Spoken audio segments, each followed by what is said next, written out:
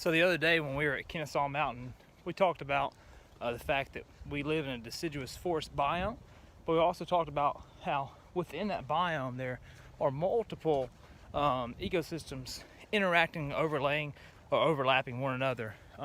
And here at the Resaca battlefield, you have an excellent opportunity to see that up close. Right now we're in the forest, obviously, and we talked about some of the animals that we see here on a regular basis. Deer, or white-tailed deer, turkey, coyotes, rabbits, squirrels, maybe an occasional red squirrel. Right here we have a creek, and within that creek, this is Dry Creek, there's going to be numerous species. We have a variety of different bass species, primarily going to be largemouth and red eye. You're going to have a variety of brim species, a few darters. You're going to have snails, mussels, turtles, all kinds of cool things interacting with one another in the creek. But right next to the creek, you're going to have a floodplain, a wetland that connects to another creek down that way, and it's going to have, you know, different species that go back and forth between the different ecosystems. Right next to it, you're going to have an opportunity to see some cool flowering plants. We see pansies coming up in the spring. You know, if you look closely or walk around at your house outside, you may see a few of those. And then we're also going to see, right down here, trillium coming up. Cool species that we have here in Georgia. But at the same time, unfortunately, even amongst the hardwoods and the loblolly pines and the beautiful redbuds, we're going to find an occasional invasive species. Go ahead and take that out. But privet, you know, causes a lot of damage in Georgia. It's pretty much a nuisance. And invasive species cost Georgia millions of dollars every year. But let's keep exploring and see if we can find some more of those guys. So we've made our way off the ridgeline, and we're now looking into the field. You can see some replicas of some cannons. Looking into the field in which part of the battle took place in May of 1864. Camp Creek runs down the middle of this battlefield, and you can envision that this creek was probably blood red from time to time due to the major casualties. So we've made our way south here at the battlefield.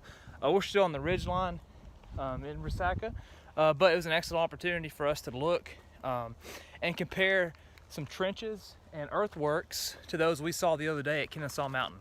Let's check them out.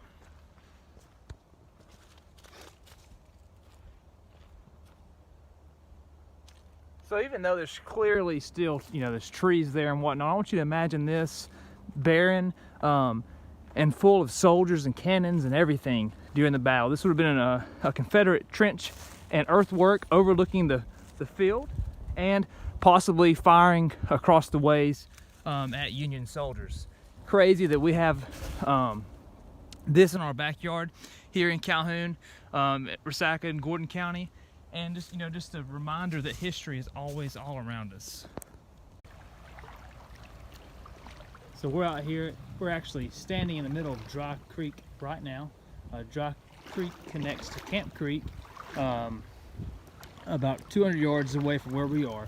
But we're in the middle of a freshwater creek ecosystem in North Georgia. Like we said, a variety of species, anything from mussels to largemouth bass, red-eye bass, brim, maybe an occasional catfish, a lot of different species of darters in this clear water.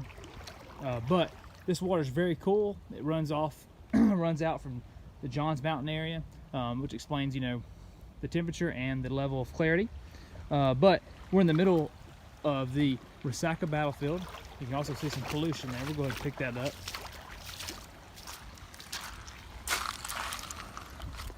But we also see a pansy. A variety of things are blooming. Wildflowers. We see a deer trail. As you look around, here's the open field. One standard, you know, in Georgia talks about the local economy, the Georgia economy. Talks about agriculture. Well, interestingly enough, Resaca Battlefield Historic Site, where we are, Huge battle took place here, but it is a partnership between the state of Georgia, Gordon County Parks, and a private industry, Roland Hay Farm. So interestingly enough, Roland Hay Farm keeps this trimmed and keeps this utilizes these fields for hay every year. Get several cuts on it. Wonderful hay field. But it just shows you the power of private partnerships with local governments. Yeah. We can look to the right and see river cane that's often confused with bamboo. River cane is native to Georgia, but right next to it, in between it, we see privet. And privet is not native. It costs many states thousands and if not millions of dollars each and every year cleaning it up. If we look across the field, we can see some flowering trees that should definitely not be confused with dogwoods, because they're not. They are the notorious and most wanted of all these plant species here in Georgia, the Bradford pear tree. The Bradford pear tree, even though many people like the looks of it, is an invasive non-native species to Georgia and causes a lot of damage to the natural ecosystem. So we've got Dry Creek here coming through the middle of the field between the two ridges in the Ridge and Valley geographical region of Georgia. We're going to go ahead and cross the creek and make our way to the other side to talk about a few things. So we're over here next to the swamp now. Give you a much better view of what's going on.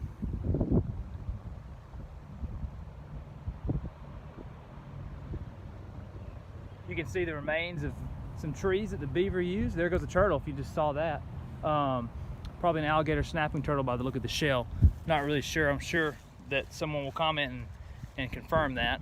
But we can see the impact the beavers had on this entire location.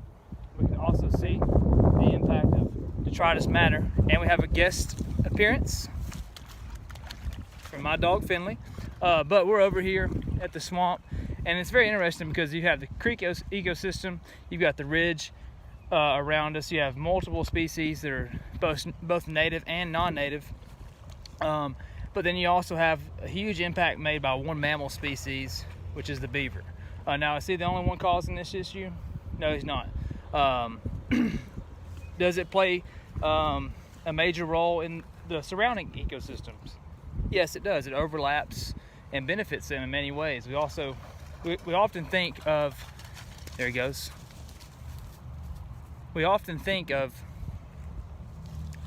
swamp ecosystems and beavers causing a lot of damage, when often they provide habitat for other species. We've already seen the turtle over here. We hear the birds. Over there in the distance, there's actually some orioles passing through. But it just gives you an idea of the impact one animal can have while also being right next to the interstate. We're going to cut this video short because the storm is coming in potentially. But just give you a wonderful view of Resaca here. You've got two ridges which served as artillery points during the Battle of Resaca. This ridge behind us was the Confederate ridge. This ridge in front of us was the Union ridge. Now, the battle did not take place just in this one section. It was a series of skirmishes up and down the ridge lines of Resaca, heading south to Bartow County. So I'm walking over Camp Creek right now at the Battle of Resaca. Camp Creek sort of serves as a dividing point for us to use the reference now. But if we look behind us, we see a ridge. If we look in front of us, we see a ridge.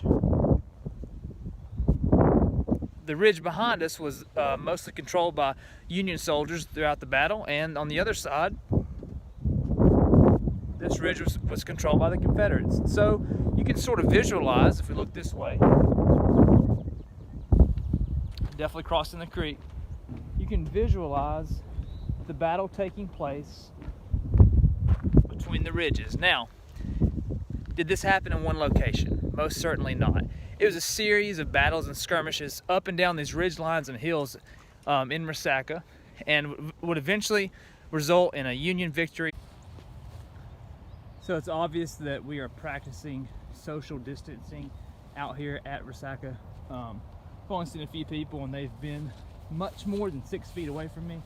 But if we were here as a class, I think this would have made a perfect backdrop for our class picture. So maybe next year. So we're up on one of the ridges now overlooking the battlefield. Great view. It allows us to take in all of the things we talked about. If we zoom in, we can see the swamp. We can see the river canyon we talked about. We can see the beautiful ridges in the background. I think we're looking at one of the crests of Horn Mountain. If not, it's close by. You can see the sunset in the distance. And you know, we talked about hope the other day at Kennesaw Mountain, and when you look at the clouds and see the darkness, and you see the light shining through, we have another example of that theme and that main idea that we're going to talk about until we go back to school, that theme of hope and perseverance. So class, we're wrapping up our field trip here at the Battle of Resaca in Resaca, Georgia in Gordon County, right down the road from Calhoun High School and Calhoun Middle School. You know, it's sad that we weren't able to get out here this year as a class, but hopefully, you know, you may have the opportunity before we go back to school this spring or next fall to come out here with your family. Another virtual field trip today at the Resaca Battlefield Historic Site. We've talked about a multitude of ecosystems within the deciduous forest biome here in North Georgia. We've talked about how these ecosystems are found within the ridge and valley geographical area in which we live. We've discussed the impact that General Sherman's victory had on the Atlanta campaign and how it opened the floodgate for the Union victory in Georgia and the March to the Sea. We've also discussed how plant and animal species impact our local ecosystems, those native and non-native. And we've also had a great example of how the private partnership between the Friends of Resaca Battlefield and our local governments can provide great opportunities for recreation and economic success in Georgia. Moving forward, we want to make sure that we think about how this partnership serves as an excellent example of the partnerships we have laid out at the local, state, and federal level with private companies and private groups and us, the citizens, and how it will also be effective in fighting the coronavirus. But moving forward, we want to make sure that we continue to practice social distancing. We're not in large groups. We follow by the CDC guidelines, and we continue learning and growing here at Calhoun Middle School. Until next time, see you later. This is Coach Lindsay, and thank you for joining me.